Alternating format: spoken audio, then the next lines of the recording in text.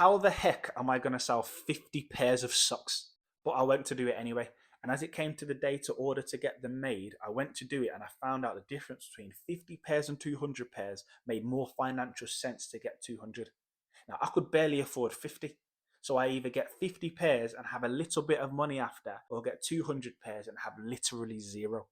So I ordered the 200 and I couldn't afford for it to come in 1 month and I couldn't afford for it to come in 2 months. I could only afford to get them made and arrive with me in 3 months, the longest possible time.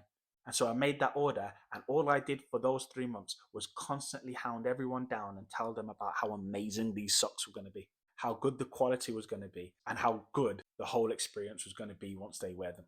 And that's because I had to. I literally had nothing after that. So I did that for the whole 3 months. And then the socks arrived 5 days after my son was born. And he was born 6 weeks premature. So he was in the intensive care unit for 2 weeks straight. And so every day I got up in the morning and I drove 40 minutes to Worcester and I spent some time with him in the morning. And then I went away to go and try sell some socks. And then I'd come back in the middle of the day to spend some more time with him and see him again. And then I'd leave to go and try sell some more socks. And then I'd come back after that in the evening, spend some more time with him, and then go home and then try and sell some more socks. And then come back the next day and do the same thing again, day in, day out, day after day for 2 weeks straight.